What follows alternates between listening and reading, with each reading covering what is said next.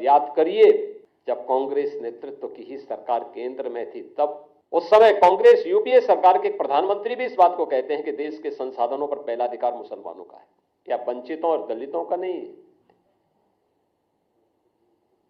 यानी देश को कैसे लोग आपसी बंटवारे का कार्य कर रहे हैं, ये किसी से छुपा हुआ नहीं है। और जो बाबा साहब भीमराव अंबेडकर देश के दलितों और वंचितों को अपमान करने का जो एक काला अध्याय कांग्रेस का रहा है, कमोवेश वही परिपाटी समाजवादी पार्टी ने भी अपनाई है। याद करिए, समाजवादी पार्टी की सरकार के समय 2012 में जब सरकार बनी थी, तो तत्कालीन मुख्यमंत्री ने कहा था कि सामाजिक न्याय से जुड़े हुए जो स्मारक हैं लखनऊ में बने हुए, सबको तोड़वा देंगे। यानी उन्हें सामाजिक न्याय के इन पुरोधाओं के स्मारक उन्हें अच्छे नहीं लग रहे थे, और उन्होंने अपने समय में किया भी। कन्नौज के बाबा साहब अंबेडकर के नाम पर बने हुए मेडिकल कॉलेज का नामकरण हटा दिया, उसे बाबा साहब भीमराव अंबेडकर का नाम हटा दिया। लखनऊ में भाषा विद्यालय मान्यवर कांसी राम जी के नाम पर स्थापित था। वे सामाजिक न्याय की जिस लड़ाई को लड़े थे, समाजवादी पार्टी ने नाम हटा दिया। सहारनपुर मेडिकल कॉलेज के नाम हटा दिया, तमाम जनपदों से नाम हटा दिए गए। ये चीजें दिखाती हैं कि लोग किस रूप में समाज को विभाजित करने के लिए राजनीति करना चाहते हैं। आदरणीय गृह मंत्री जी के बयान को आधा अधूरा मीडिया के सामने प्रस्तुत करके उसके नाम पर किस प्रकार से अपनी राजनीतिक रोटियां इनके द्वारा सेकी जा रही हैं, इस तरीके से समाज को गुमराह करने का कार्य किया जा रहा है। अपने किए हुए पर पर्दा डालने के लिए इनके द्वारा लगातार इस शरारत की जा रही है।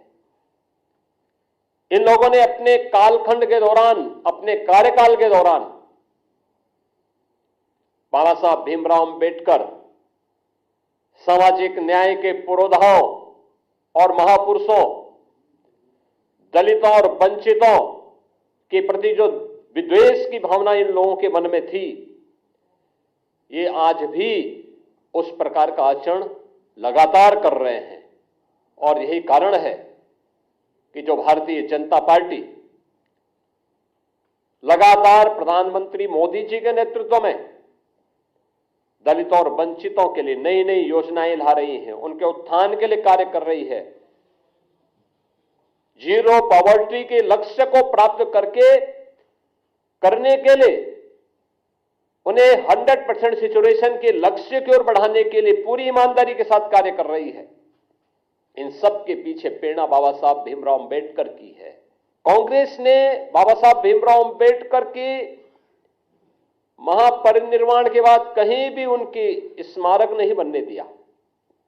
जो भारतीय जनता पार्टी ने स्वर्गीय अटल बिहारी वाजपेयी जी के समय और आज आदरणीय प्रधानमंत्री नरेंद्र मोदी जी के समय जो पंचतीर्थ बने हैं, ये भारतीय जनता पार्टी ने बनाए हैं, कांग्रेस ने नहीं। कांग्रेस ने कभी नहीं बनने दिया। बाबा साहब भीमराव अंबेडकर को कभी पद्म पुरस्कार तक नहीं लेने दिया।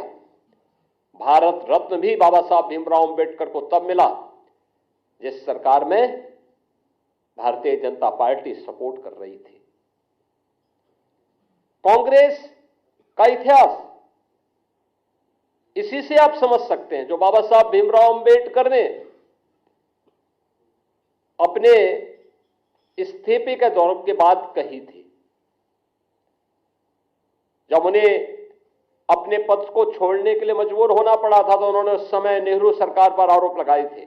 और ये परंपरा है कि कोई मंत्री अपने पद से इस्तीफा सदन के रहते हुए दे रहा है तो उसे सदन में बोलने का अवसर दिया जाता है। बाबा साहब भीमराव अंबेडकर को नहीं बोलने दिया सदन में, अपमान यहां पे भी किया गया। उनके इस्तीफे को उजागर नहीं होने दिया गया। अपने इस्तीफे में बाबा साहब अंबेडकर इस बात को कहते हैं कि कांग्रेस को वंचितों और दलितों की चिंता नहीं है, पंडित नेहरू को दलितों और वंचितों की चिंता नहीं है, इन्हें मुसलमानों की चिंता है। ये वंचितों और दलितों से ज्यादा महत्व उन्हें देते हैं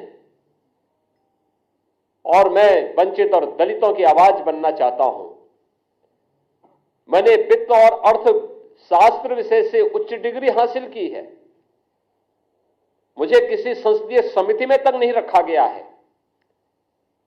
ये पीड़ा उनकी थी जो वंचितों और दलितों के लिए जिस आंदोलन को उन्होंने आगे बढ़ाया था, देश के अंदर जिस सामाजिक समता के निर्माण के लिए उन्होंने अपना पूरा जीवन होम किया था, उन्हें उससे वंचित करने का काम भी कांग्रेस किस रूप में कर रही थी।